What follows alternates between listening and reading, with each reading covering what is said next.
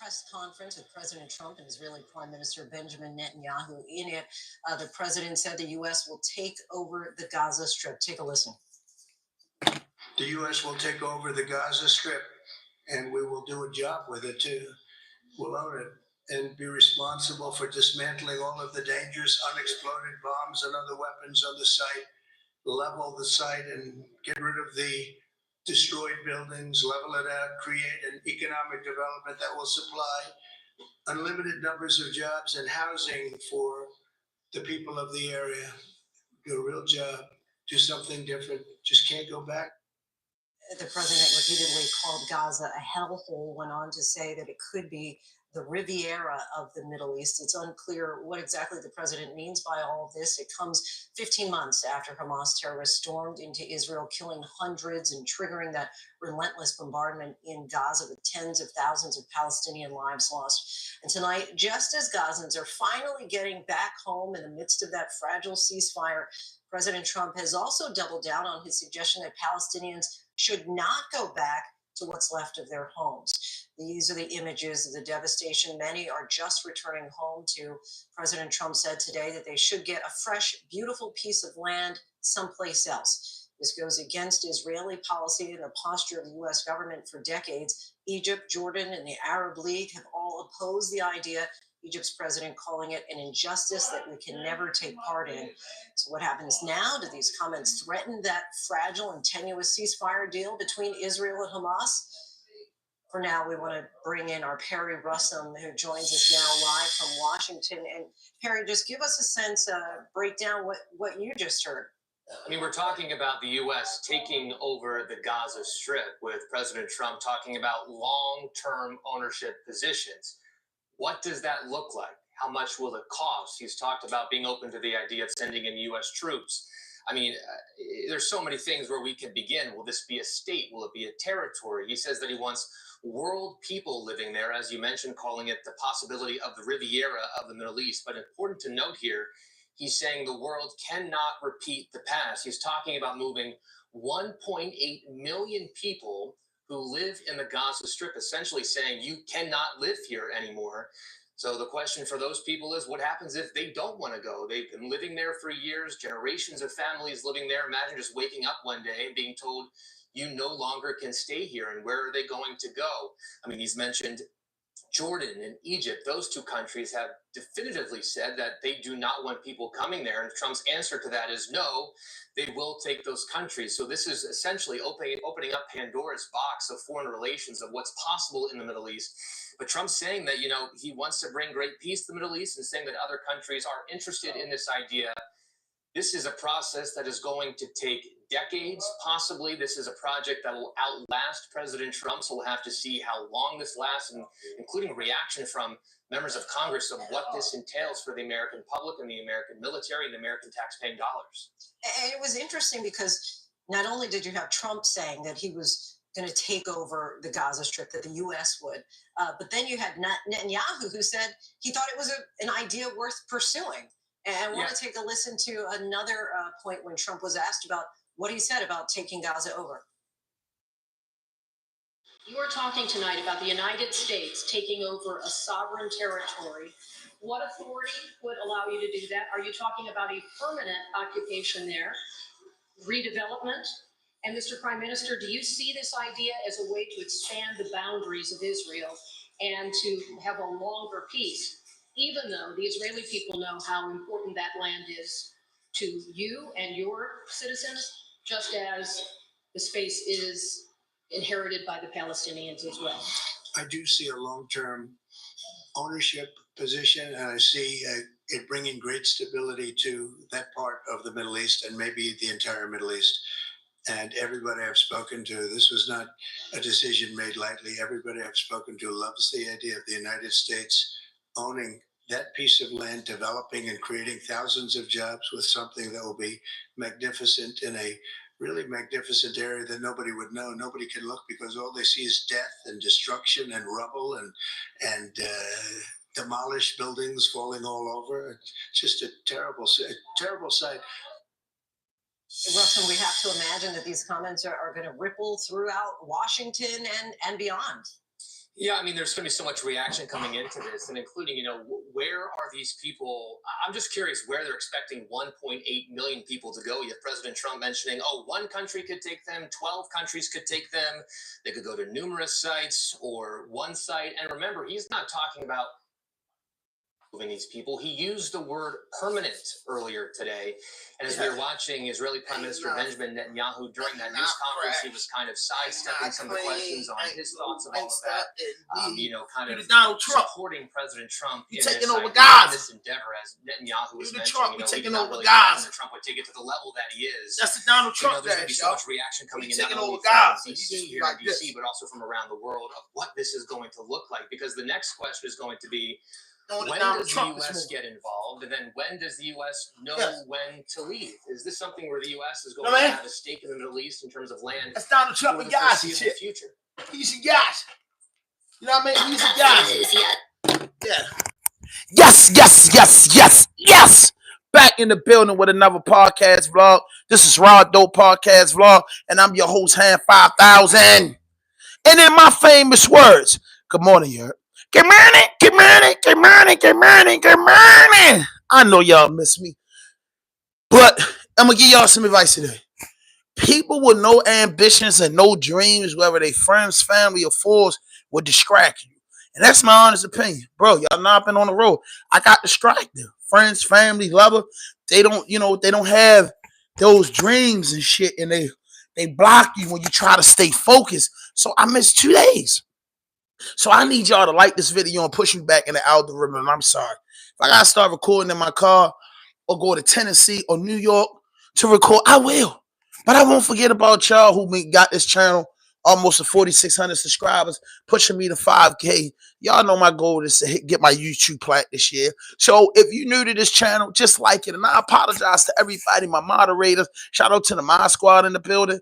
B.R. first one up with me. He down in Charleston, South Carolina. So them boys get up early down there because they like to chase money. And that's all I love is money. And all my friends love money. It's just a money thing. And that's why I'm up early. That's why I started the morning show, because we from Ricestown Road, where 6 and 7 in the morning is irrelevant. Can you imagine being a hustler and come outside at 6:30, 7 in the morning and don't go back in the house at 2, 3 o'clock and do it every day like it's clockwork?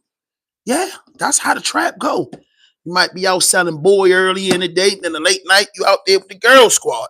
That's how you got your paper up. But that's that street lingo. That's that street. So listen, Donald Trump in the United States and Israel and them attempts to take over Gaza. Gaza is a beautiful place. Play clips from that. 50 Cent's calling Big Meech a rat. That's going all over the internet. It's going crazy. And ASAP Rocky, almost 8, 9 days in trial, if I'm not mistaken. Witnesses getting on the stand saying rally line. I'm gonna hit y'all with all this, but I'm not gonna be locked in with y'all for about 45 minutes. So listen, hit that like button, hit that notification button, drop a like, leave a comment, show me love, man. I ain't been here in a while. YouTube gonna play with the algorithm, but I know what I have to do. But today I will give you a double hitter. Today I will be back this afternoon. I'm gonna make up for Tuesday and Monday, for missing Tuesday and Monday. So I give you episodes, 2 episodes back to back. So we'll make it 7 days this week. So today and tomorrow, I'll be going back to back, back to back. And sooner or later, I have to get y'all some live stuff. I just apologize, man. You know, you get sidetracked. But my man Trump said he's taking over the Gaza Strip. And then he said he's going to send United prisoners to the mega prisoners in El Salvador. So y'all better talk to y'all peoples, because listen to me. Listen to me, bro. Listen to me, bro. Listen. Nigga, if he sent inmates to El Salvador, to that prison, majority's gonna send lifers. He have to send somebody that's not coming home no time soon or never coming home. They the type of people that he has to send, the president. So he's talking about sending, if he could, he will send half of the United States prison population to El Salvador to be in El Salvador mega prison. That's tough. Got that right. Come outside, fade a hum. It's Liddy again. Niggas telling you late. You late, boy. Where you been? Now, boy, I ain't never go in. You know what I'm saying? Stuff like that. But the U.S. will take over Gaza. And I believe it. We haven't done it in a long time, but I believe it. And listen, it's beautiful people in Gaza. I'm Muslim. But I don't think they should take their country. I think they should intervene because there's a lot going on in Gaza. And if y'all keep going, y'all ain't gonna have no country. Let some big bosses come in here and make it happen. They trying to turn Gaza into the next Dubai with more of the United States access. You know what I mean? And I don't know. It's a dream come true for Israel. But Trump's talking about it. We're gonna play a little bit of that, and we're gonna get into something that's quite disturbing. 50 Cent and Big Meech had the big fallout. It's crazy to me that 50 and Meech got this fallout. 50's calling Meech a rat. We've been hearing about this. You know what I mean? So, you know what I mean? I don't know. You get what I'm saying? I don't know. You know what I'm saying? I don't know. I just don't know. I don't know. You know what I'm saying? I'm recording, bro. You know what I'm saying? I don't know. Hit that notification button, hit that subscribe button, drop a like, leave a comment. Let's see what your president's talking about. Now in the anchor chair, and you have been just watching this very, very newsy press conference between President Trump and the Israeli Prime Minister, Benjamin Netanyahu. Just want to welcome all our viewers in. It's 5:30 here Mountain Time, 7:30 there in Washington, there in the East Room of the White House. And you heard so many of those questions specifically focusing on the Middle East, on the Israel-Hamas war, on the situation in the Gaza Strip, particularly President Trump offering up some, shall we say, new, creative, unorthodox ideas about what to do with the Gaza Strip and the Palestinians who hail from there once the war is all said and done here. Just to recap, the big headline out of it there, President Trump saying that the United States will have some type of role in what happens with the Gaza Strip. He said, quote, a long-term ownership position.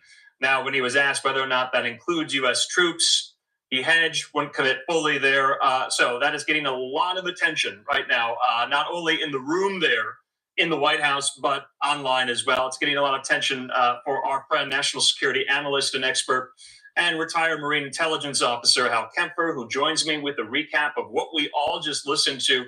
Hal, good to see you here. And boy, there's a lot to get to. But the headline out of this all is that President Trump is proposing, and remember, he had not done this on the campaign trail. He had not done this in the last 2.5 weeks, now that he has been sworn in the White House, about a long-term role for the United States in rebuilding Gaza. And in addition to that, the Palestinians who live there right now and who've been displaced by the war going and living somewhere else. So essentially what President Trump is saying, Gaza without the Palestinians, but with the U.S. role here. What do you make of all this? Netanyahu responded to it by saying Trump is taking it to a much higher level. He said it would change history if that were the case. And then when he was asked on whether or not Trump believes in still the policy of the United States about a two-state solution, he didn't want to get into that. But if the United States were in Gaza, you wouldn't need a two-state solution, would you? So there's a lot to tease out here. Hal, your first thoughts? Stunning. When he first said it at the press conference, I had to listen. I go, maybe he misspoke. What he meant to say was Israel, and he said the U.S.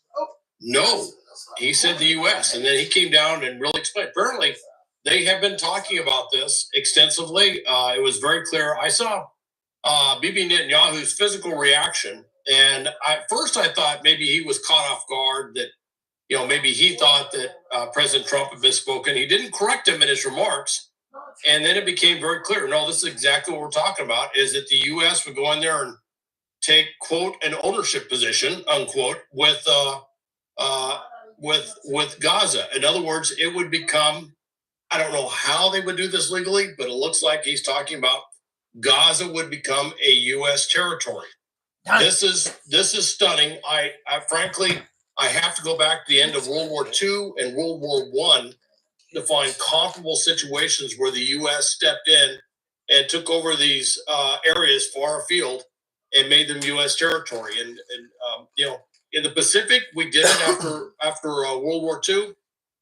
Countries are now independent, like Palau, Marshall Islands, Micronesia.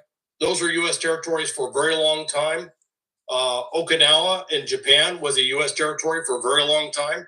these things did happen after World War II, but I've never seen anything put forward quite like this. And let's just say there's a lot of diplomacy, a lot of negotiation that has to happen, because you would have to have pretty much almost all the Arab leaders across the Middle East, not Iran, but you'd have to have certainly the King of Jordan. You'd have to have the president of Egypt would have to fervently agree. I don't see where the Gulf states could do this without having the 100% approval of the Gulf Cooperation Council, which includes Saudi Arabia. They would all have to weigh in. It is to say it's a bold proposal was to put it lightly. Yeah. Just never seen anything like this. I have heard expressions over the years that if they could just figure out the political problem with Gaza, it could really become, like I used to refer to Lebanon as the Paris of the Middle East, or the Paris of the Mediterranean, that Gaza could become something comparable to, say, what Abu Dhabi or Dubai were what I said. before That's what I said, bro. at the early stages when they were developing. That's They what said, I look, said, it's a bro. great location. Yeah. That's what I said, bro. That's what I said, President bro. Trump is a real estate guy, so location. Right, that's what I was saying. I mean, is this his real estate tycoon brain speaking now, as president of the United States yet again? Earlier today in the Oval Office, he said Palestinians have, quote, no alternative but to leave the Gaza Strip. He described it as a, quote unquote, demolition site. He questioned why they would want to stay. So, and he is still reiterating and reaffirming that these leaders in the Middle East, the King of Jordan, the leader of Egypt, have already signed off on his idea to relocate Palestinians outside of the Gaza Strip. How they have not. And there was a joint letter over the weekend by several Arab nations essentially saying they will not take in Palestinian refugees, much like they have not throughout the duration of this entire conflict here. Is this Trump just being Trump by the more times you say it, maybe the likelihood or the reality of it actually happening goes up? But they haven't agreed to do that here. So if they haven't agreed, they being Egypt, Jordan, Qatar, and the like, they haven't agreed to take Palestinians and relocate them outside of the Gaza Strip.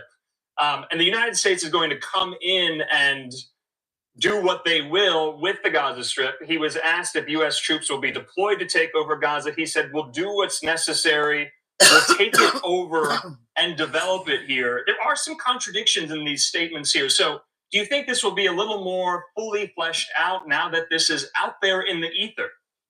Well, what I will say is I did hear him say something that maybe he was rephrasing that, where he kind of indicated that they weren't willing to accept them now, but he felt that they would.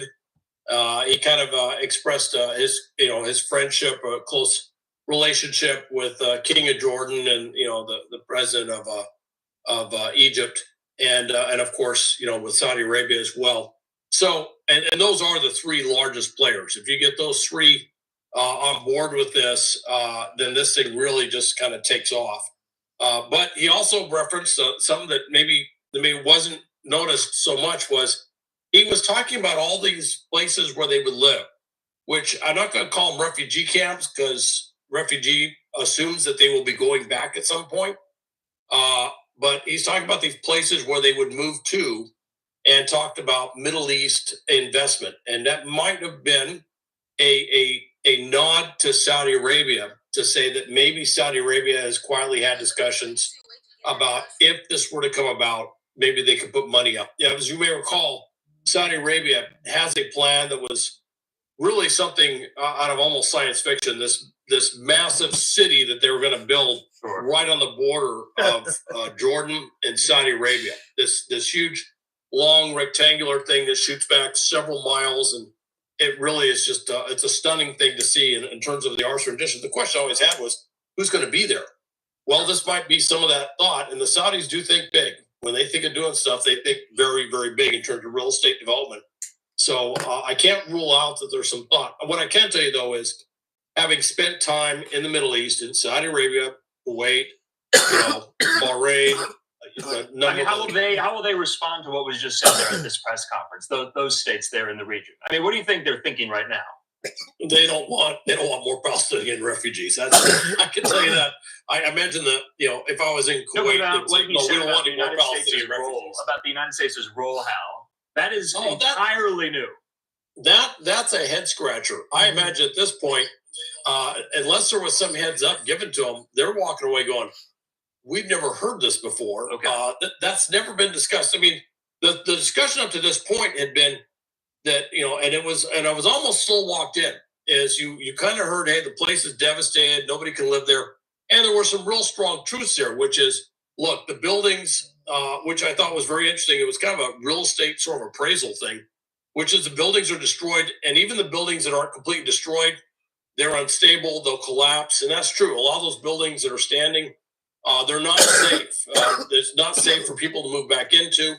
The other thing you brought up was sanitation, which is that's something that occasionally makes the news, but not probably as much as it would. Lack of clean water, lack of any sewage system to speak of.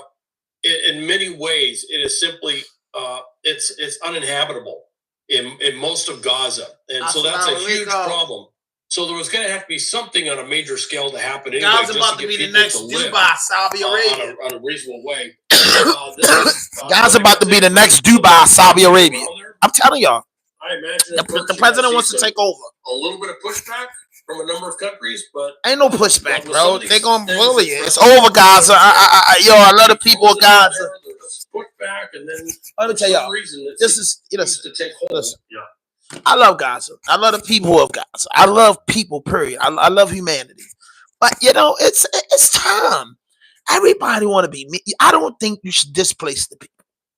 I don't. But you say, listen, you're going to have to get up. Y'all going to have to get out of here. You know what I mean? I just got a Cash App donation for the brother Safi just donated $10 to the Cash App. Thank you, Saf. Somebody follow up with Saf and double that down, man. The goal today is to get $30.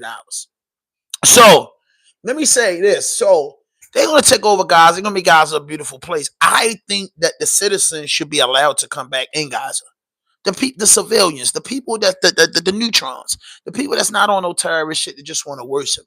I feel like they should be a part of the redevelopment of their country. That's just the good heart in me.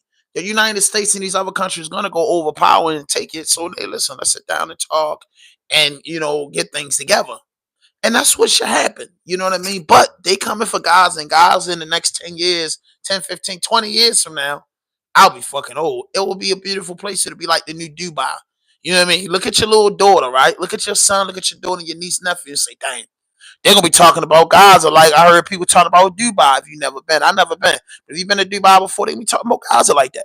Took them a long time. Dubai was just sand before. You know what I mean? They put a lot of money and they show you the beginning of Dubai and the end. Trump probably won't even be living when it's fully developed. But, it's a good idea. You got a real estate tycoon talking real estate. You get what I'm saying? And a country that's beyond real estate. The Trump legacy will be forever. The oil, everything that's going on in it. It's tough on the Gaza people, but they can't handle it. They can't handle it. And it's fucked up. Because I wouldn't want my home to be taken. But the way we live, bro, that's why I tell you, I play Monopoly and not chess. Life is Monopoly, baby. Life is Monopoly, baby. Life is Monopoly, baby. Life is Monopoly, baby. I'm telling you up front, life is Monopoly. And that's what they doing to Gaza, bro. Let's go. And so it may become the proposal du jour, so to speak. Yeah, I mean, Hal, it's so interesting because obviously right now it's entirely theoretical and hypothetical here. The war is still going on, although there is a ceasefire in place. He was asked whether or not he's confident the ceasefire will hold. He said, we just have to wait and see. And it is holding, and more hostages are being released. And that's good news. But right now we're talking about something kind of purely hypothetical, even though how that President Trump just kind of floated it out there and then doubled down on it repeatedly when asked about it. But I want to ask, and this is somewhat of a political question. We have a live picture there outside the White House. You can see a pro-Palestinian demonstration. You see some Palestinian flags. And the traditional headscarf, the keffiyeh there, worn by many of these demonstrators. U.S. will take over the political question, lastly, I want to go to is, Now, for those when supporters Trump of the do president, this, for those, for everybody that's going, I feel like this for the people in Gaza. When Donald Trump does this, he needs, and every country that's getting on here is millions of people in Gaza. Hey, the United States got to take some of them people. Everybody that want to be a part of it have to take some of them people. And then again, they're going to be able to come in the country, not pay taxes for 10 years. All that. You get what I'm saying? But that's what happens when they take your country. You know what I mean? It's just tough. Basically, Gaza for sale. You know what I mean? That's crazy. It's for sale, bro. And everybody want a piece of that pie. Everybody want their kids to get that money. It'll take a couple years. It'll take quite a few years to develop it. So they want their kids to get that money. But I'm thumbing through this because y'all know it's Wednesday, it's my auction day. So I got to go through. But man, hit that notification button, man. Fuck, 14 people in here only got 5 likes. God damn it, y'all don't make me miss this shit. I surely do. I thought I was going to come back and get the likes. Say they going to like the homie today. You know what I mean? You know what I mean? They going to like the homie today. You know what I'm saying? I mean, shout out to Lil Whack, man. You know what I'm saying? He do the drip check. The tennis shoes. I know y'all see him on the internet. Shout out to the local, man. The local always flies a motherfucker. You know what I'm saying? I got to do my Whack impression. Hold up. Y'all see the local, man? Y'all see the local? Y'all see the local today? Y'all see the local today? Little black jeans on with the local. Y'all see the local today? Little black t-shirt. Y'all see the local today? Y'all see the local today? Y'all see the look. That's how my man Whack be. Y'all see the look today. Y'all see the look today. And shoes. Y'all see the look today. You see the look today. Nice fat black fitted jeans. You know what I mean? Fix my pants in it. I mean, y'all see the look today. Little stains, some smoking and shit. Y'all see the look today. That's how my man Lil Whack.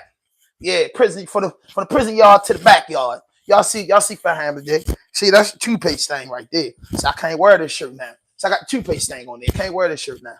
I mean, from the prison yard to the backyard. Y'all see the look. Y'all see the look. What the look gonna do today? What the look gonna do today? The look gonna do today? What the look gonna do today? Shout out to Whack. Y'all tag Whack and hey, what the loc gonna do today? What the loc gonna do today? You know what I mean? See, I messed up my fit because of this. I can't do it. I can't do it. Yeah. Y'all see the loc. I can't do it. Y'all see the loc. Y'all see the loc today. Huh? Y'all see the loc. Shout out to Lil Whack, man. I want that Las Vegas. You know what I mean? You know what I mean? You know what I mean? Y'all see the loc today. So let's get into the Big Meech joint.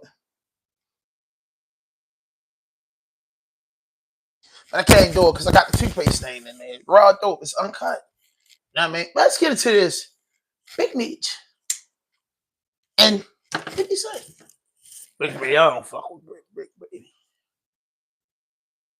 Oh, fuck with Big Baby.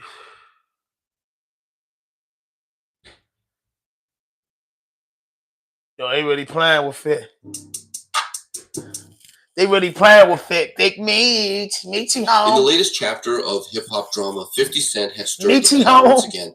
This Meechy time ain't going Big for Meech. The BMF Forever page recently shared a post featuring 50 Cent and Big Meech. But with a twist, 50's face was crossed out with a rat and cheese emoji accompanied by the audio of Ja Rule's clap back. This incendiary move has everyone talking. This is spicy. The BMF Forever page go to such lengths? The answer lies in a brewing feud that has been reignited by none other than 50 Cent himself.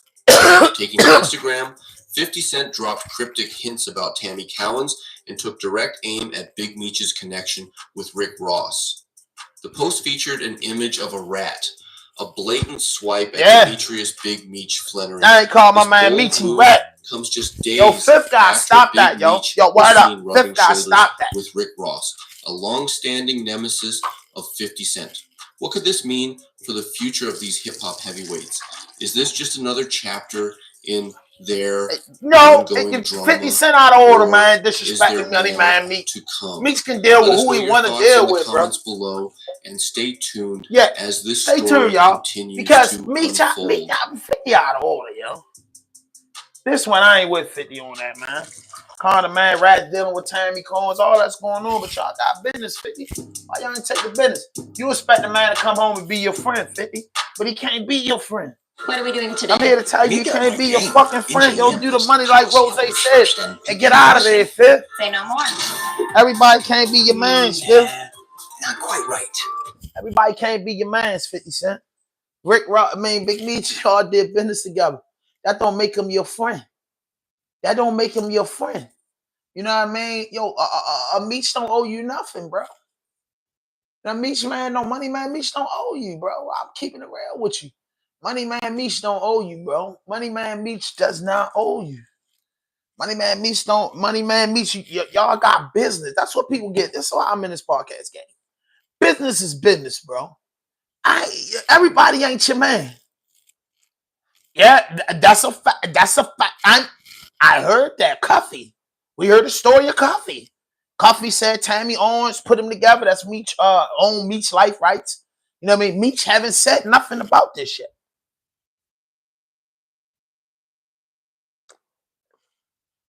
Y'all know I gotta hit that crispy water to go with the blunt, and it just don't make sense. When I would get up in the morning playing games with Shell, I'll put that soda in, you put that big old two big old cups of that good water in it, wash it down and give you that good chill all in your stomach and crack the stomach all up. Then you get to take a nice little boo-boo. But yo, they did business together. 50 shouldn't give a fuck if Meech a rat or not. You know what I mean? Meech shouldn't give a fuck if 50 a rat or not. Because they, Meech, was in the feds. Nobody in the feds said Meech was, Cuffy said it. 50 Cent should have just kept it business. I'm making my money off BMF service. As long as you'll show up, you can go hang with who you hang with. I got the BMF service. I'm going to make it happen. Then when I want to write it off, I'll write it off. You know what I mean? Meech got his money up, bro. Meech got his money up, bro. And he gave you the best show. Because BMF was better than Papa. Y'all know that. But that's what they got to say, bro. All Urban Central. What you got to say about it? Everybody's just talking. 50 Cent. So right now the internet is on fire. Why? Because 50 Cent just called Big Meech a rat. What? I don't even know what to think of this news. I didn't even think it was real until I started seeing all It's real. If y'all want to look it up, look up Cuffy. And I'm like, what the heck? So like literally every blog is posting that 50 Cent called Big Meech a rat. And everybody is saying it is because Big Meech teamed up with Rick Ross. And Rick Ross and 50 Cent are sworn enemies. That's what I'm saying. 50, what's wrong with that? The man just did 20 years. Sure he can be around who he want to be around. Lo and behold, here it is, right here. He said the biggest mistake he ever made was not sustaining his relationship with Tammy Cohen. Her tell-all docu reveals the truth. What? And the caption says, I think I'm Big Meech with a rat. Dang. Now this is very troubling because just not too long ago, 50 Cent and Big Meech linked up and they posted a picture and it made it seem like everything was all good. And they were best friends. Want to catch that check. See, look, he posted this picture November 17, 2024. Let's just say Green Light Gang Ultimate Hustler Edition. Woo-woo. So a lot of people don't know that BMF season 4 is actually about to come out this year, and there's been a lot of rumors around how they didn't know if BMF was going to get another season because the rights and who owned the story, and now Big Meech is out. So 50 Cent had been going on his page recently and been saying little things here and there about the BMF show he's producing. So he posted. Good morning. Yo, hit that notification button. Yo, hit that like button, please. Y'all hit the like button. He said, please, this is gonna 20 blow people, your hit the mind. like button. Coming soon. The facts are who is Tammy Cohen? So what is 50 Cent basically saying about BMF? He also posted this right after and said, if ratings aren't good this next season of BMF, it will be its last. So tune in to Stars. I'm watching 50 Cent action. So with all that being said, 50 Cent then posted this. He said, be sure to catch the next season of BMF. It's going to be out of here if you don't. So everybody's like, yo, what is going on? Why all of a sudden is 50 Cent going bad on Big Meech? And somebody else gonna pick it up because of this video that Big Meech posted to his Instagram page, that basically saying he was A-okay with Rick Ross and he was gonna have him perform at his Welcome Home concert. February 13th, the Big Meech show benefit concert.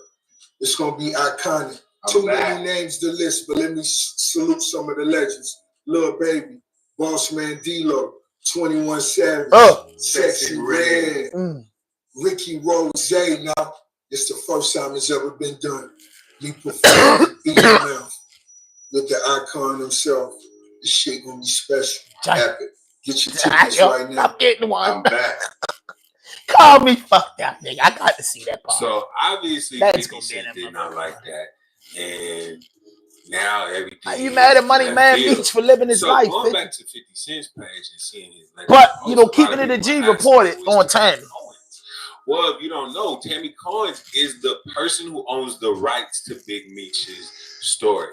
She is the person that Big Meech gave authority to say, "Hey, you do all she's my a federal business out informant. of jail and whatever stories, and that you're the person that they get all the information from." So 50 Cent has literally been working next to Tammy Cohen's, you know, in order to get all the story and everything right.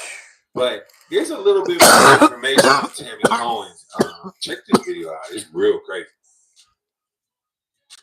With season 2 of BMF coming to an end this weekend, social media is buzzing about some newly resurfaced network connecting Big Meech to a drug deal between a Mexican cartel member and a St. Louis kingpin.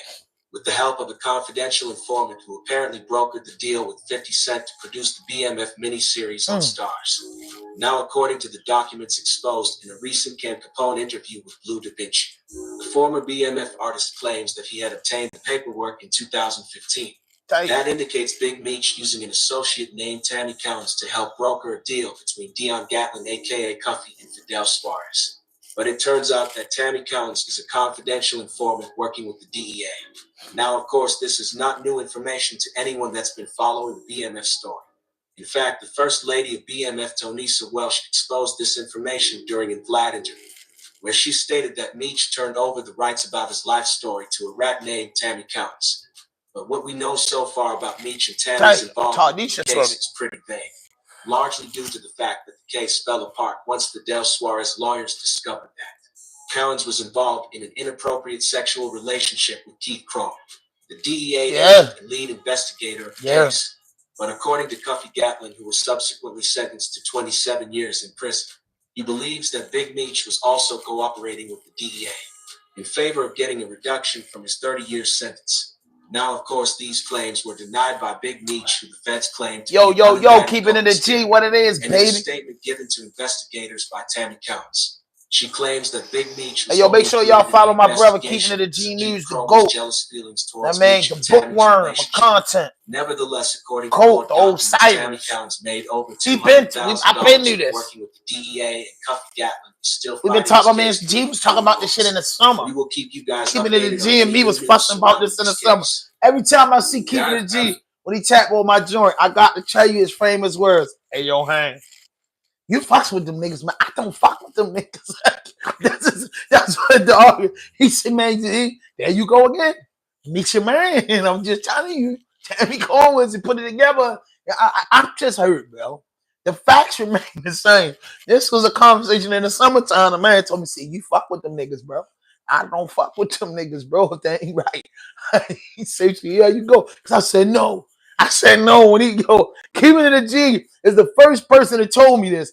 Back in June, July, some shit, when he started going crazy on the live around that million-week run. That nigga told me this shit. I was mad as a motherfucker. You know your man telling you something. He looking for my reaction. I said, come on, yo, Meech. Yo, said, see, Ham, you fuck with these niggas too much. That's what I'm telling you. Like, damn, Meech, bro. It hurts, bro. It hurts, bro. I'm not even going live, man. Let y'all hit that notification button, hit that subscribe button, drop a like, leave a comment. Absolutely diabolical. I'm saying Tammy Counts and Big Meech are informants. Well, I'm out, man. That nigga's tripping. Here's a picture of 50 Cent. Wait, Tammy. It's gonna get ugly. It's gonna get ugly. This is when they had the auditions for BMF. They did that in Atlanta.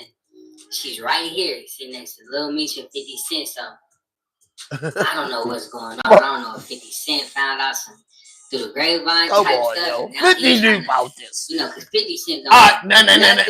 No. I gotta be on the yard. If you're a rat, you're a rat. We cannot defend you in no type of way. whether I like the guy or not. But if I and keeping it in the G knew this, 50 knew this. 50 knew this. That lady got knocked out the fuck with the form and 50's a couple $100 million nigga. Ain't no way this went over his face. Then he took a picture with him. The Cuffy shit been out before Meech came home, y'all. 50 took a picture with him embracing him. 50 ain't start playing with the man until he start fucking with niggas that 50 don't fuck with. That's not cool, 50. So I can't hold you up with that. Yo, Meech rat him leaning all on him, bro. You was fucking with him, bro. The whole world, just like the whole world, if you grew up in the 90s, you knew the Diddy, parties was wild. And I never met Diddy, never been nowhere close to his parties, but reading source magazines and watching interviews and fucking with DVDs, I knew the boy had wild parties back then. I knew the boy had wild parties. The dream was to go to Diddy white party in the Hamptons. You know what I mean? Not to be on no wild shit, but the party in the Hamptons, all the big dope boys, the connection. Like, oh, I'm trying to go to the Hamptons. Like, oh, y'all, we trying to shoot up the Hamptons. And niggas don't never get in, but my, dudes that was hitting us up would tell us about the white party, and you could see the white party in the magazines and DVDs covered and clips. This was way before YouTube. You understand what I'm saying? So what I'm saying is, certain things, you know what I mean? Certain things, a lot of dudes that mess with Puff, ain't none of them niggas deny it ain't no wild parties. They never denied it. They say, yo, it get a little crazy, you know what I mean? I don't be a part of it. That's what dudes said. So I'm saying, if keeping it in G News, if Capone, what's it called? Capone TV, Say Cheese, Vlad, everybody talking about it because Southwest TV wife said it. It don't get no deeper than that. Southwest we Tanisha, she said it. She said that she was arguing with a female, the Meech chick. They was gonna violate her probation. And she said, for what? And they said, because you threatened a CI, confidential informant, federal informant. And she said the only person she was beefing with was Tammy. So I'm just telling G, I'm hip.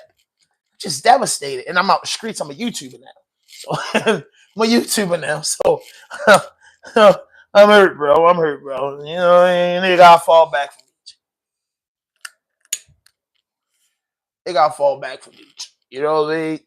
I wonder what J-Bo think. Now, J-Bo big dog. I follow this shit so what? The boy J-Bo big dog. The song Jeezy made song about J-Bo. Get money, lay low. I ball like J-Bo, bitch. You know what I mean? Roll up the swishers. Get money, lay low. Shine in my pictures. I ball like J-Bo. J-Bo from St. Louis. So Cuffy got to be J-Bo, man. For sure.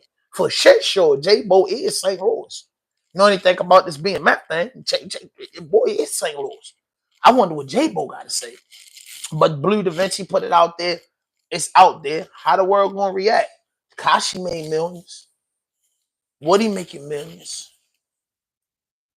You know what I mean? Is people gonna be caught up and this is Big Meech's drug lord, or is niggas gonna stand on business? And in this world that we live in, you'd be like, yo, why would Rick Ross be mad at him because he told? Why would any of these rappers or artists dealing with him be mad about it because he did his time? You know what I mean? That's what I do is gonna look at it, man. He did it. Some man did almost 30 years, bro. How you tell? Yeah, all them boys performing, bro, because I'm telling you, a lot of niggas don't believe it. Keep it in the G. A lot of dudes believe. Listen, and this is the problem. I'm gonna tell y'all this. This is a problem why a lot of people don't believe. The internet plays so many vicious games. It be lies. It be half truth. Then it be truthful shit. So the majority think this is a host and a prank by the internet. The majority not going to go dig in the crates like yourself, like 1090J, dudes that really want to dig in the crates. Flair, you know what I'm saying? Dudes going to dig in the crates about this. The internet, dudes that just infatuated by $250 million drug lord, had niggas from different states eating songs about him, everybody vouching with him. What's up, free Meech? You know what I mean? Like, come on, Meech got to be the John Gotti of the streets on the black side of things, for real. You know what I mean? Meech is like the John Gotti of the fucking streets.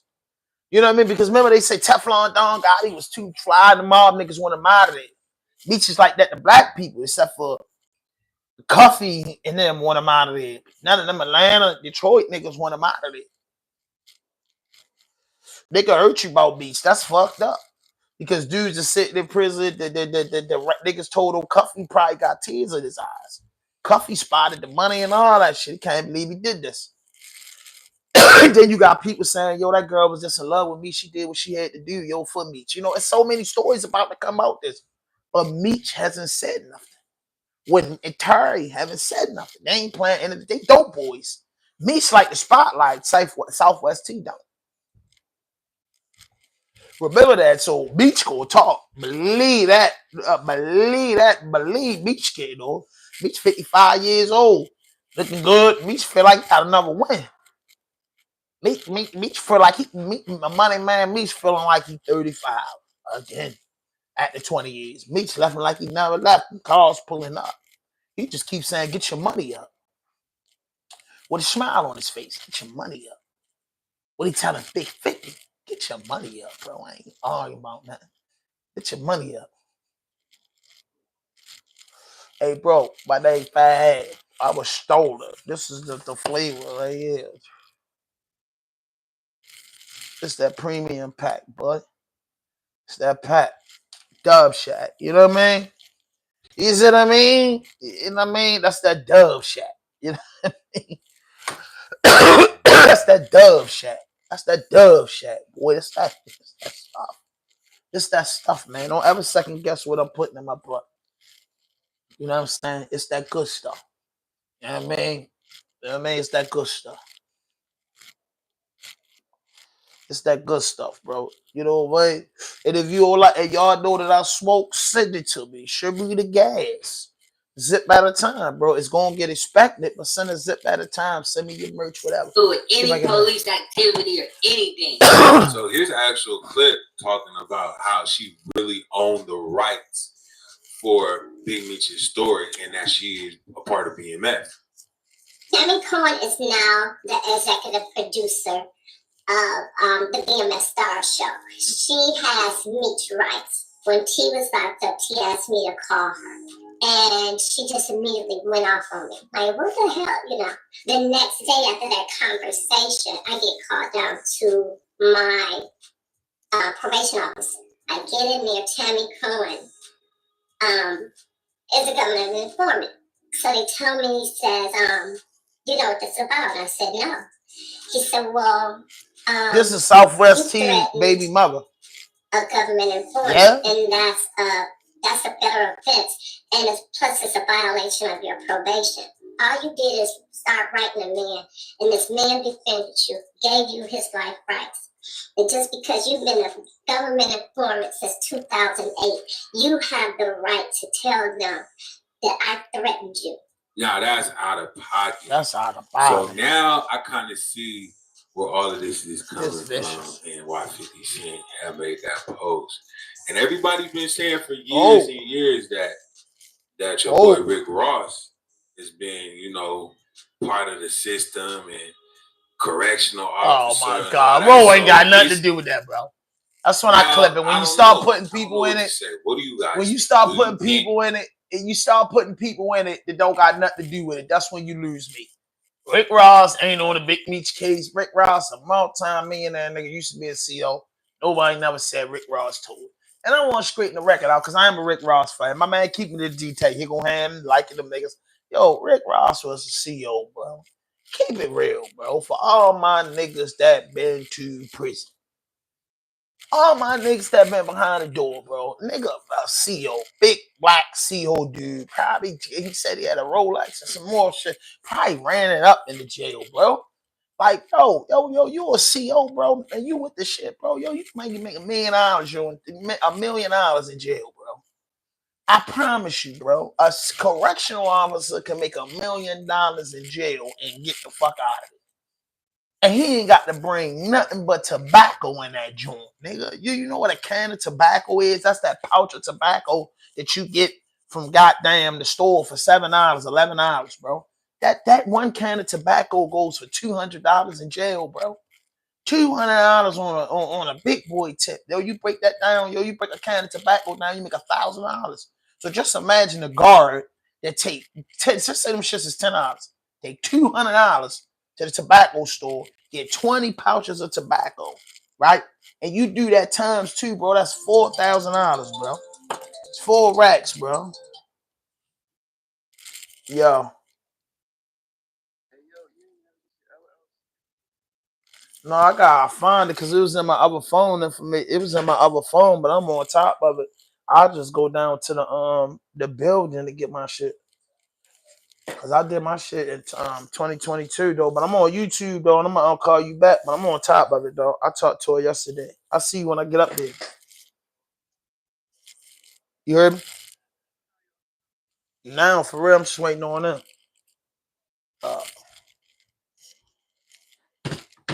Yeah, so you do that 20 times 200. That's 4,000. So imagine how many guards is doing that 4,000 plus a week. Imagine when you could get 100 cans in there. You pay $10 for them, bro. The profit is 1,000%. Correctional officers do that. Now imagine correctional officers don't want to get their hands dirty. Cell phones. Cell phones in the feds go for $3,000-$4,000. In the state, they go for like $1,500, $2,000. Bro, a cell phone, $100 cell phone, bro. You get 10 cell phones, bro. That's $20K. 10 cell phones, bro. I'm just speaking reality to you, bro. So when a dude say, "Oh, yo, a CEO was clowning," I'm like, man, what the fuck is wrong with that? I wish I would have went and did things the right way. Because I ain't gonna sit here and hold you, yo. Like, what? A CEO? You just sitting in there in a daycare center all day. You know, ain't nobody gonna do nothing to you unless you're a fucked up CEO. So I don't want niggas getting Rick Ross twisted in this big knee situation. You feel me? I don't want that to happen. You get what I'm saying? I don't want that to happen. You know what I mean? I don't want y'all catching people up that don't have nothing to do with nothing. That ain't fair, bro, to the culture. That ain't fair to the culture. You know what I mean? Plenty of CEOs. You can't say because you can't say, right? You can't say, I have the actual conversation I'm about to play for y'all. But you can't say that yo a CEO and you're a CEO don't mean you ain't outside. Let me say yo is a detective. He's Miami police. That's different. But a correctional officer, like for real, bro. Like be for real. Be for real. Correctional officers don't got the rights like the police and the feds. Anybody that say police, they fucking don't. They carry a gun, they go fucking home. They can't make no arrests. They can't put out an investigation on you. It's in fucking jail. Even the little COs, when they do investigation, they get motherfuckers to game people to come outside the jail to do it. Now, man, I done seen motherfucking COs done walked out of prison in handcuffs, Jack. I done seen PCOs walk out in handcuffs. Hey, yo. They took her out in handcuffs. Like, man, it ain't a game, bro. Got busted all up in their car, bro. Prison is a big boy business, bro. And the chances of you getting caught as a guard, you got 80% chance of not getting caught up. Especially if you're moving right and you're dealing with certain men, because certain men in the joint, certain men in prison is gonna stand on that code. They ain't gonna tell on the guard. So, you know what I mean? You busting the motherfucking moves, man, shit. But listen, right now, Cuffy calls Blue Da Vinci in jail. And he says what everybody's saying. So I'm gonna let y'all hear this. You know what I mean? Because I gotta get on the road.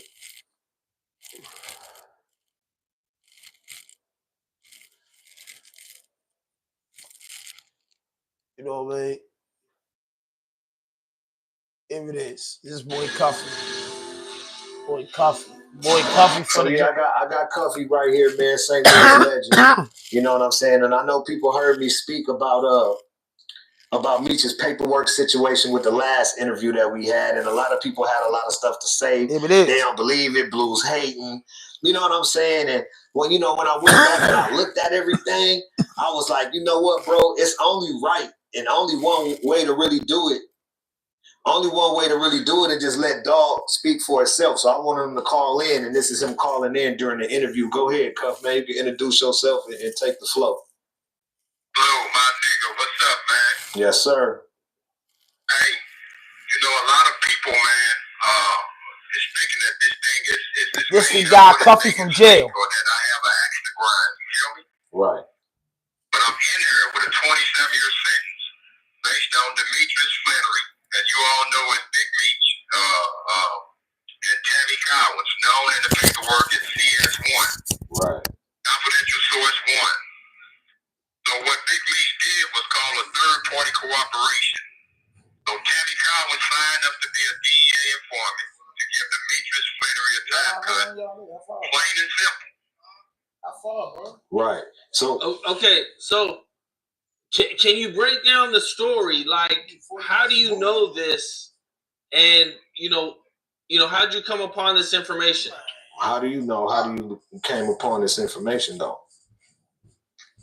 We were rewarded what's called a Frank jury. It's based on a case called U.S. versus Frank. So I would implore your listeners to look the case up. And what a Frank jury entails is that you're able to cross-examine your accusers, meaning government agents, meaning informants, and so on and so forth, just like a regular trial. So this was testified in court. Period. Point blank. This was testified in court that I became a government informant to give Demetrius Flannery a time cut. That's what was said on the stand, bro. The lady became a government informant to give Demetrius Flannery a time cut. But I think people want to ask a question of this though. This is what I got hit with a lot is, all right, then if he did it to get a time cut, then how come he still did all that time in jail? Well, what they don't understand is that he never received the time cut because what came out was that she had an illicit sexual relationship with Special Agent Keith Cromer. Special Agent Keith Cromer. But her first DA handler was the guy, as you should know, Blue, who wrote the BMF indictment, Special Agent Jack Harvey. Special Agent Jack Harvey is the person that locked us all up. He was also the person that locked up Terry White, which was her first case as a DEA agent. And then he retired. He retired after he got them 60 years. Yeah, he retired, and then her handler became a brother by the name of Keith Cromer, Special Agent Keith Cromer, who was also fired behind this particular case. So Meech never received the time cut because, unbeknownst to a lot of people, it's against the law to have a sexual relationship or any personal relationship with a government informant.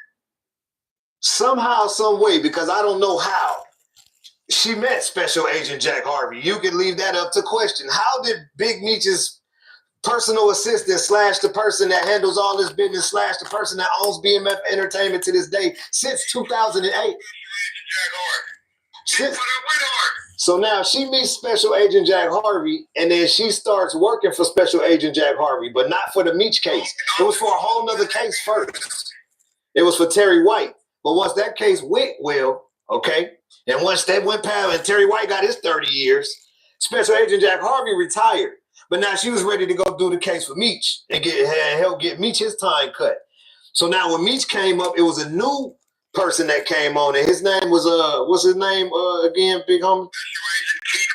Special Agent Keith Cromer is the new special agent after Jack Harvey retired. Now he's her handler, and they engulfed in a personal relationship, sexual, however they called it in the court. And through that relationship, it tainted the case, and it was dishonorable at that point. They had to throw that out. That's why Meech didn't get out.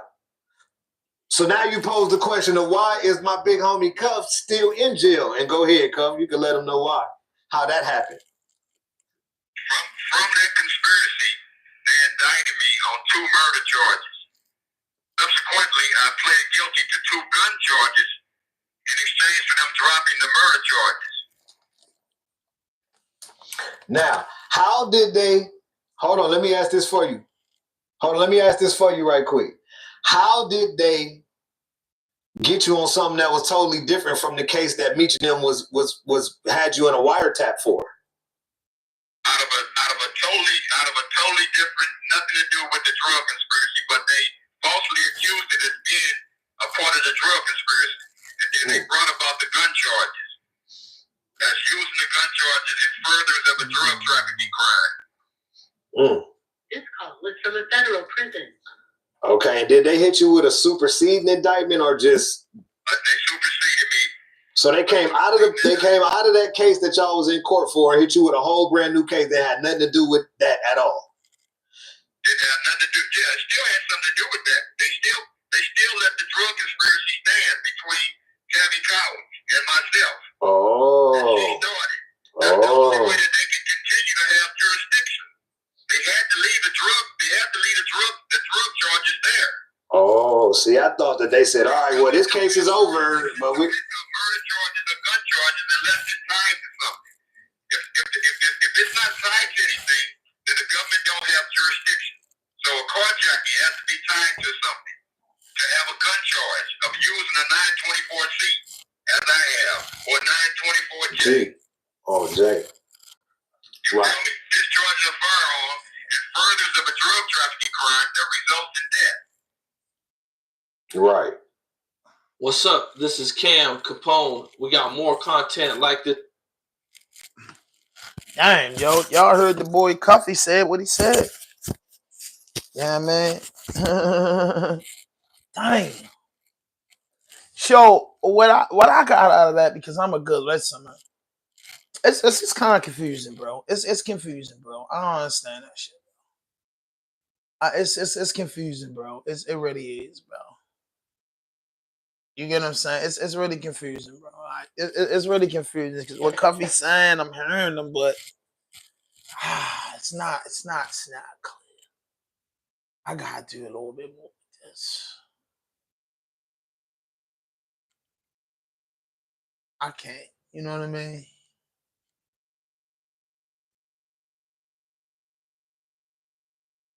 Like, this is crazy. It's different, bro. I don't know, man. I don't know, man. Hit that like button, y'all. Hit that like button. I don't know, man. It is what it is, man. It's just different. You know, like Fifth, like is 50 Cent taking this word? Oh man, I want to hear what this rat gotta say. This terrorist gangster leader, aka OG Giggity, aka Mr. Else, right back, aka the people chair, Terrence Civilian Williams. So people been hitting my DM and Instagram up, asking me to talk about this 50 Cent and Big Meech. Shout out to both of them. Shout out to 50 Cent, shout out to Big Meech. So I've been peeping out what people been doing. I see how people taking sides, and that's what people do in this industry. But I will say this. First, let me address the Big Meech situation. So for one, Big Meech, I understand, back in the day you did your thing, BMF, you made it rain, and I'm thinking Big Meech might feel like, well, when I was doing my thing, getting money, making it rain, 50 U's on the come up. Big Meech may have looked at it like, I'm Big Dog, I'm Big Meech. I'm pretty sure that Big Meech knew that 50 was bad, and 50 went all when Terry pulled it, and he pulled him, but his brother did it. So Meech see this, so Meech might have still felt like, okay, the BMF series out, we got our money up. I don't really care. I don't like this deal with my brother, so I'm gonna show you, I'm gonna do what I want to do. Or Big Meech could have been like, whatever 50 and Ross got going on, I don't have nothing to do with that. I'm gonna respect and be cool with both of y'all. But Big Meech, time has changed. It's not the same how back in the day when we was out, how people might chop out with this one, you're cool with that one, but just stay out the way with it. I don't know nothing about that world's greatest. Now, you asked me, to 50. So you telling me? Now y'all check this out. World's greatest. The reason why you said did I don't know nothing about that. Asked me this question, I didn't catch the post. I was tired of shit yesterday, so I ain't see the post. Because I was gone, and I thought about it. I heard people saying it, but I'm just saying, like, I don't know if that's truth or nothing like that. Endorsed. I didn't see the post. Personally, I didn't see the post. Come home. Still bound to the picture though. 50 big in Hollywood. 50 that made it. So it's like, well, I ain't listening to this rat. That's the rat gangster way he's talking. Oh man, Diddy got 2 new victims. Wow, this is crazy. So let's go see what he said, Rocky. But that's what's going on, man. They trying to say the boy Meech right. You know what I mean? Yo, you're annoying, bro. Just come on. Are you just getting into the cage? What are you doing here? Yeah, that's my business partner. He shot me. I have no career. On my highlights, this is not it. You stop. Stop. You're not going to keep tripping me up. I'm always stop. Just stop talking. Of course, you go back. No, you did because you're sneaky. Don't be insulting. Stop it. I'm going to be honest, I just want to stop talking to you. Day 6 of the ASAP Rocky assault trial was wild. Relly continues to dig himself in a hole and cross. The defense calls Wally to authenticate the phone calls that he recorded. Yeah, a lot of chaos today with the judge telling everyone to shut up and stop doing certain things. I have my boy Happily Angry Lawyer dumb down the law for me. The defendant is charged with assault with a semi-automatic firearm. To prove the defendant is guilty of this crime, the people must prove the defendant did an act with a semi-automatic firearm that by its nature would directly and probably result in the application of force to a person. Rocky shot the gun at Relly but didn't necessarily have to hit him. So if Rocky shot the gun, it doesn't matter if it hit him or not. The gun was capable of hurting someone. It wasn't a prop gun. No one needs to actually have been injured by defendant's act. But if someone was injured, you may consider that fact along with other evidence in deciding whether the defendant committed an assault. Hit subscribe, don't share membership. Let's go, boys. Called me yesterday to correct something about the testimony last week. Did you call me to correct something about your testimony? What? So, they got Cross talking to me, actually, just talking to me, asking about a shooting range that I went to in Los Angeles. They completed the dates, but that was 2 weeks prior to me texting Rocky. I was on a business trip, finalizing my tour company that I had. Please, I'm business partner. The exhibit that you're talking about was that video that was played at you at a shooting range? Yes, it was. What was it that you did over the weekend to help you refresh your memory where that video was at? Well, I went through my Instagram story because I didn't understand the question. Yeah, it was too fast. Like 3 years ago. That shooting range video is from Los Angeles 2 weeks prior to the shooting. So you went back to Instagram to look at the video surrounding that to figure out where that video was shot. And it was from that you figured out that you were in Los Angeles at that time? Yes, I was. Do you remember the date that video was captured? And who was? Well, I think the testimony on Cross was that it was captured on October 19th of 2021. Does that sound right? That's right. And when you went back and looked at the video, was that what you observed as well? Yes, even I had a story mode with a bunch of pictures. I had multiple guns. I had 2 guns he showed. I had a lot of guns on the table that I was using. Another thing I don't like is the fact that he called the prosecutor over the weekend. What? Is that a thing? Is that normal? It's a sworn-in witness calling the prosecutor. Yeah, and over boys the do weekend. this Rocky case. The That's Rocky a case V-Lone getting tat. I saw thrown. someone comment about this tattoo. It's a V-Lone tattoo. Like something bounced off the ground in your hand? Yeah, I wasn't able to tell, but I know instantly my hand was hot. Right after the first shot. At the moment you're saying that you felt your hand was hot, where was your hand in relation to the ground? On my side. So it wasn't on the ground? No, it was on the ground. Was it in the air? Yeah, my hand was on my side. That was a funny line of questioning to clarify to the jury that he was hit by a bullet that ricocheted, not from falling. Did you physically punch or strike Hills that night? No. Other than grabbing Hills by the sweatshirt, did you do anything else physical to Hills? No, he was protecting me. Why would I? Regardless of what I said to him, he didn't put it up the film. He was very protecting me. I was just shocked that he pulled the gun and he was so close to me after the first shot. I just instantly ran and grabbed him. Did you? Yo. Polo P, what it is? It was you. I used another shield. Give me a shield. How so? Grab him up. Put him in front of Rocky. Mr. Technique that only was the defendant had that night. So you knew that was wrong. That's what I'm saying. Judge sustained that defense objection. Jeez. Did you believe that night? Of course not. At any point that night, did you accuse the defendant of shooting at you with a rear weapon? Yes, I told him that my text. What text are you referring to that you sent him? The one I sent him earlier, 30 hour after. I take me with my daughter. Okay.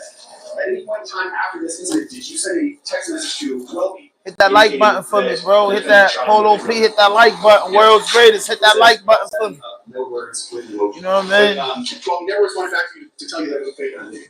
No. He said, y'all sent me out. Did Elijah ever respond that night to say that it was a prop gun in any way? No. To the channel, please hit subscribe. I appreciate the support. Back to the video, boys. If you had known or believed that the defendant had a prop gun, would you have to use Hills as a human shield? No, that would happen. No. You described before that after you used Hills as a human shield, The defendant was trying to move around hills. Is that your prior testimony? Can you explain if he was using a prop gun and you knew it was a prop gun, and the defendant knew that you knew it was a prop gun, why you would have to move the body around hills like objection or question on that? Speculation, speculation, question. I get what he's going for, but it's speculative for Relly to answer that. Are you aware of any reason why the defendant would need to move around hills like that if he's using a prop gun? No.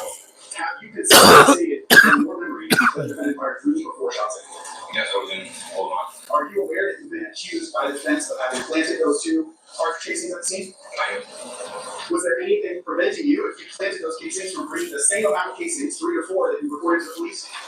Can you say that again, please? Yeah. Was there anything preventing you? If you actually did plant I'm those gonna check the cartridge post casings, out when I was there jump anything off. preventing you from planting 3 or 4 at the same time, like you later told police at the job? Yeah, if I find out exactly what I said. But you did like correct? No, I know nothing. Brought in 2 casings because that's what you found. Yes, I feel confident. I was waiting for the leading objection there. Are you done with the redirect? Now recross. You know, say you always said 3 or 4 shots. You talk about walls. You know, they remember walls. I mean, Walls. Sorry. just go, just talk, you know, go. Well, we're gonna go. You know, Wally is. I do. Okay. In fact, you told Wally you shot 5 times. Right, no, I didn't. You said no, I didn't. So by the way, you know, Wally, last Thursday was my first day of post-examination of you, and I asked you about a statement you made to Wally. That morning, you called Wally, correct? I called him after because, I mean, you guys got y'all whipping up lies. Hit that like button, y'all. Double that number. He called Wally on Thursday after being questioned about him. Wait, on the lunch break? Correct. Wally's name was brought up on post-examination. Boy, it's another Woody situation. You called Wally. Maybe I did. Alright, you require whether he made a phone call on the lunch break following your cross-examination. Alright, do you call Wally during the lunch break? No. You told him before? Yes, I did. And why for Wally? Because, I mean, you guys is just lying, lies. You can't back it up. These guys, we can't back it up. You can't. You can't. You did a recording. Boy said you can't back it up.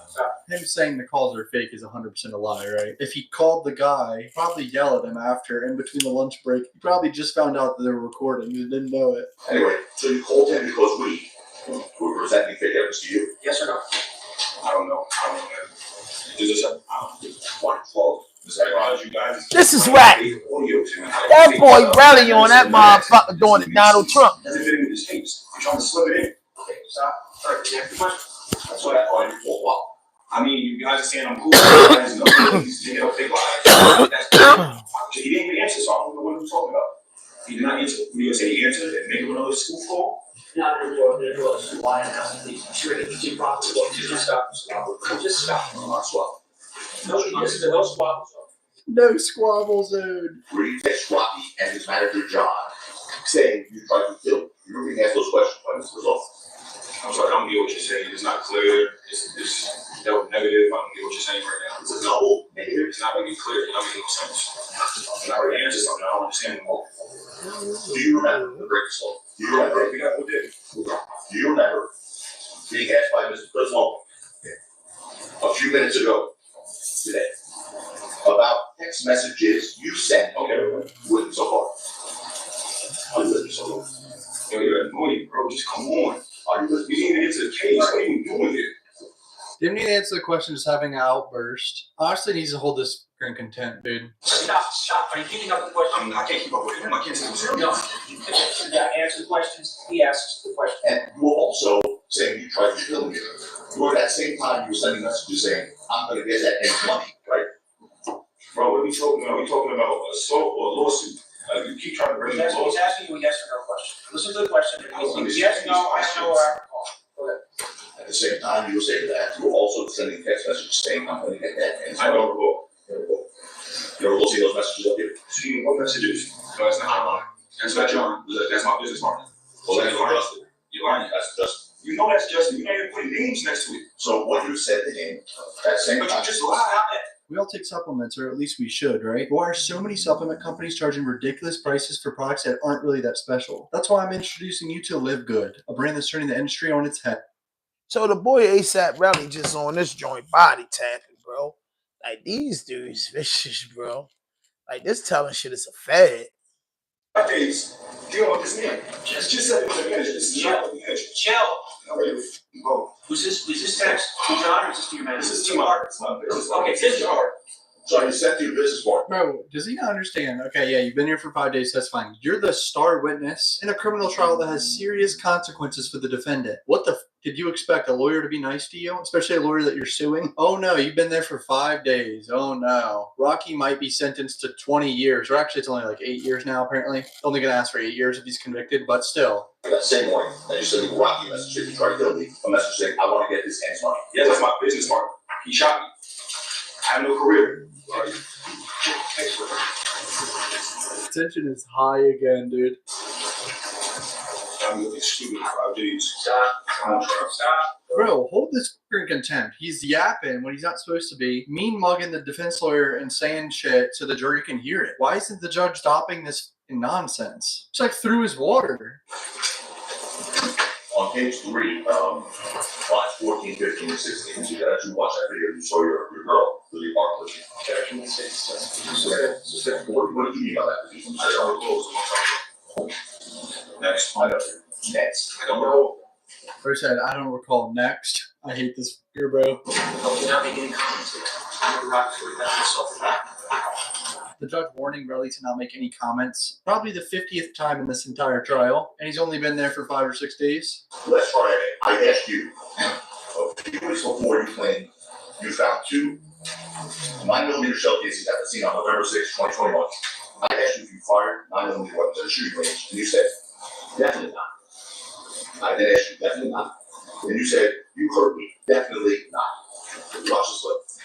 It was 3 years and 3 months ago. He's showing the jury that he said definitely not to shooting stuff at a firing range when it turned out to be he was shooting at a firing range, a 9mm pistol 2 weeks prior. A video of you at a shooting range on October 19, 2021 after that answer. And I asked you about your testimony that you didn't fire any guns before November 6, 2021. And then you told the jury, I said unless I was at a shooting range. After saying definitely not. We talked about that shooting range, trying to find out where it was. And I said Jersey. I said Jersey, but like what I said. There's no question you asked me right now. Stop. Wait till you get the question. Why does he think he's at a discussion, bro? Really, this is not a discussion, man. You gotta wait for the questions. That's when you said you don't know maybe New Jersey, right? Yeah. But you also said maybe New Jersey, not Los Angeles. Okay, in my homework. And it was. Okay, Los Angeles. You asked me this. Yeah, just wait. The question was not LA. Well, it's you said it was just a minute. Yes. One thing you was certain about, although you didn't know where it was, just named New Jersey. One thing you was certain about, that's why the jury was, it was not LA. That's what you said. I mean, I was just trying to get you. Is that yes or no? Yes. Then yesterday, at 2 o'clock in the afternoon, well, 2:50 in the afternoon, that 50-minute window, telling him you wanted to clarify some information from your testimony last week. Correct. Oh yeah, I had to go back and do my homework. You asked me questions. The answer yes, and you did? Yes. Oh. And specifically, you advised us for that you could recall where the video from the shooting range was finally recorded. Correct. Yes, it says Los Angeles on my timestamp on my phone, which you wouldn't allow me to see. I didn't play. You knew it said Los Angeles. One video. No question. Don't debate with Mr. Sabatino. Wait for another question. What's that problem? There is nothing in your Instagram that shows you in Los Angeles on October 19, 2021. Is it? Yes, it is. Really? I'm going to give you a live phone. You show me on your Instagram. Show me on your Instagram where it shows that you're in Los Angeles on October 19, 2021. Maybe on live phone. That's all. It's your Instagram. Your Instagram. No, we have to go see now. You think you slipped. We have to go to my phone, my actual phone, and go to my archive. You have to show me something on my highlights, which is not here. You didn't slip. Stop. This is, you're not going to get me up. I'm on Stop. Just stop talking. Relly's saying there's stuff in his archive, not public, which is a thing on Instagram. You can look at your archive posts. I actually understand that point from Relly. That you went on his Instagram. Yes, my Instagram. Your Instagram as in brother was. You're trying to show me somebody else's that I can't activate, but I can go to my archive. He does not slip. He doesn't need to go on someone else's phone. You have your phone. And you know I don't got it. It's over here. You can get it, dog. I can show you. We can go there right now. So your Instagram, this will cause you to go back. No, you did because you're sneaky. Don't be insulting. Stop it. He is not insulting you. Don't insult him. Don't insult any lawyer that's asking you questions. You're not doing yourself any good by doing that. The judges literally treat this guy like he's 10, dude. So anyway, what was it that caused you to remember this? What did you see? Really going crazy, y'all. Question accent, I give you time, tripping you up. So I went back and I analyzed my whole Instagram, analyzed everything you said, and I started realizing what you was doing. So then I went to my archive. You just trying to show me something off a story that you can't in your archive. So you're already lying to people, lying about the situation because you know I cannot see it through that way. You cannot accuse anybody of lying. Do not do that.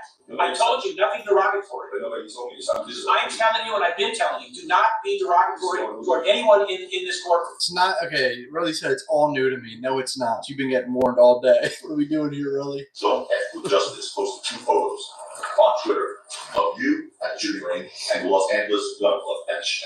I don't know about none of this. Hold on. Was it Jackson?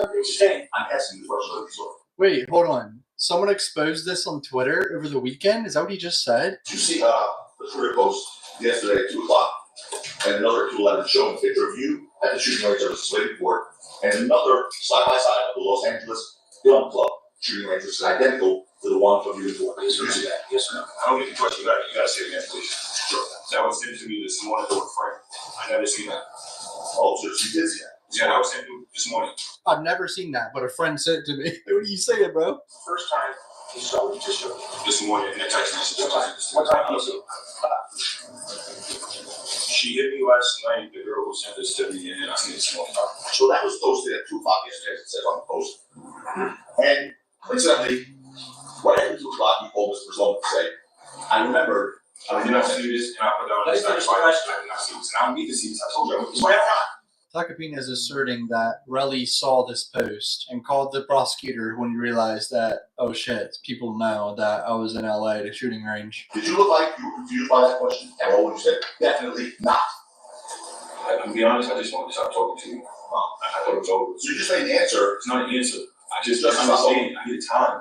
Obviously, something like that, you need time. A lot of these questions, you need time.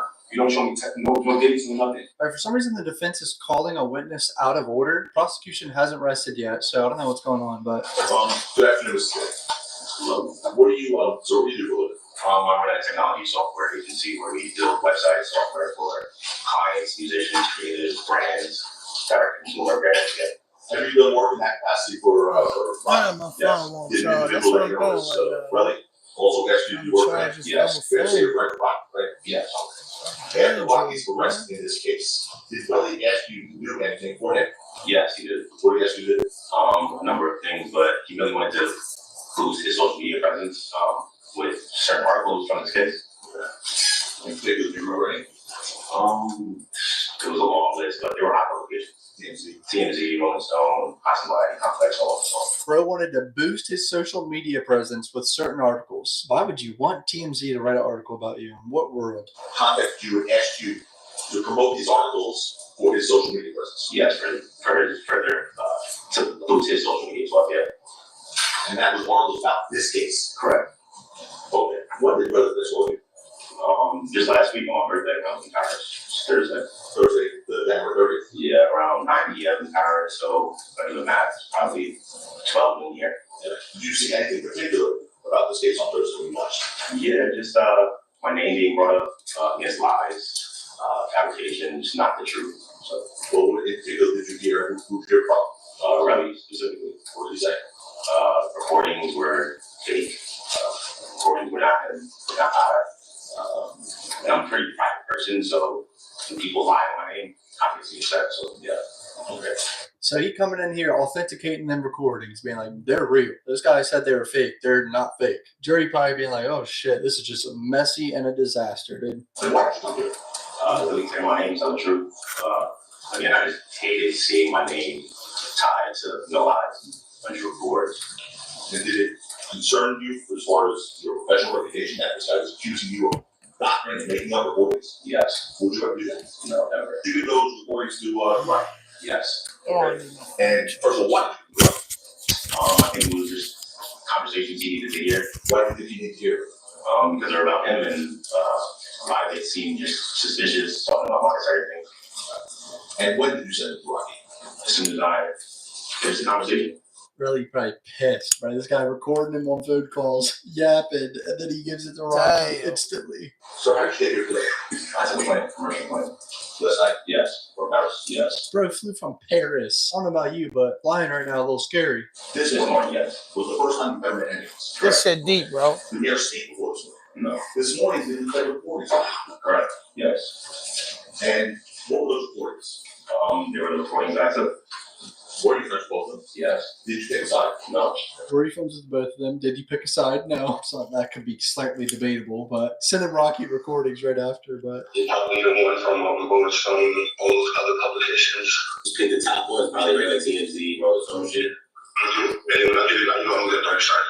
Yeah, for sure. I'm just trying to get that shit to me for me. So you got Dang. like, who gets Why you got what? on 5 times, bro? Zach, just everyone saying who gets moved someone hard on you 5 times. Yes. so just inconsistent statement because there was really only 2 shots in the audio, but then he just testified today. He said 3 to 4 times every other time. So You know what I'm saying? That's what happened. What it was, you feel me? You're gonna do everything accordingly. Everything accordingly, or it's gonna catch up with you. something about extortion. Hey, I'm suing this shit out of here. That's what else my game. And regardless. I don't give a police nigga. He just said I'm suing the shit out of him. That was my game regardless. I already know. I mean, 30 M's. I'm getting 30 M's. Why do you guys saying he don't know the Damn. exact amount? He knew it was 30 million. I'm saying $30 million. He's gonna have to deal with that, his political ties and everything else. Once I walk away when I get my cash, the case just won't be because it's just like a domestic violence case. If you was in it, keep on going through with the situation, you go there. But if you're not there, then you go against the state and it's going to be good. If I'm not there, if you pay me out via my lawsuit, I'll walk away. Nah, this might be one for the defense. That's what your rat ass get. That's what he get for telling a nigga record him. Nigga stupid. That corn stupid. So basically, he brought this guy here to make Relly look like a lying sack of shit. There's multiple statements. Now Mr. Lewin's up. You are not close to the defendant that you are wrong. Correct. Fair say. And you do business with the defendant, right? Right. How much money has the defendant paid you for your work in the past 3 years? 3 years? I don't recall. Let's give an estimate. Let's say maybe 20,000 per year, so say 60,000. And I would assume, is he one of the bigger names that you work with? No. He's not. Or a lot of people, a lot of brands, a lot of celebrities. That one. What was your income last year? You have to look at it for as my accountant. So income last year, let's say, around 85,000. So if your income was 85,000, that you can buy your own estimate, he would have. His business would be about 25% of your income, correct? No, like I said, you get paid by a lot of different people. Well, if your personal income is $85,000, and he's giving you $20,000, you just don't consider $20,000. It's a business. He doesn't probably get all the 20 grand. Not paying me personally. He's paying my business. So in the end, if he's paying, who owns your business? I do. So in the end, does the money go back to you? Not all of it. 10 employees. So Boom. That was a perfect answer. but as soon as you spoke to Relly, the first thing you do is call him up and let him know, hey, here's what I got, right? That's correct. The situation was into. And you were looking to parlay your call in Relly to see if you can help ASAP Rocky and ingratiate yourself with him, correct? No. So let me ask you something. As you sit here today, would you agree that if ASAP Rocky is convicted, that very likely that's probably not going to be a positive for you and your income with respect to him? No, I'm not. This is not what I asked you. This is my question. If ASAP Rocky is convicted, you would agree that you might not be getting that $20 grand a year that you estimate you're making from him. Do you agree that as you sit here right now, that whether or not the defendant committed this crime or not, you don't want him to be convicted? Technically, no, I don't want anyone to go to jail. So, no. So what you're saying is that even if it is proven that the defendant assaulted the victim in his case with a firearm, you agree that you do not want him to be convicted, correct? Grounds. It's a fair question. He doesn't just say objection and then he gets no grounds. Did he ever tell you at any point in time, you know what? Yeah, I'm trying to get his money, but I made the whole thing up. No. In fact, isn't it true that what he was telling you was that that man shot him and really wanted to make sure that he got his for what happened? Is that correct? That's what I said. So you are having conversations with Relly, which you're taping, and then immediately calling the defendant to report what happened. You're telling me you never asked the man, hey, did you capture around with him? So, Well, is that something you think you remember? 3 years ago. So you're telling, I want to make sure I understand. Your testimony is, yeah, I'm recording you, and I'm well aware of this situation that happened. And I talked to the defendant about it. I talked to him every couple months. But I never asked him, hey, Relly's accusing you of shooting him.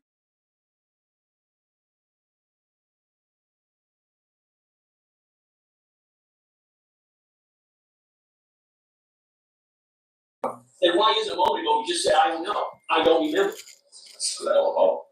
Do you understand the difference between no and I don't recall? Yes. So, no, would you agree with me? He absolutely never mentioned anything. And I recall would be, I'm not sure.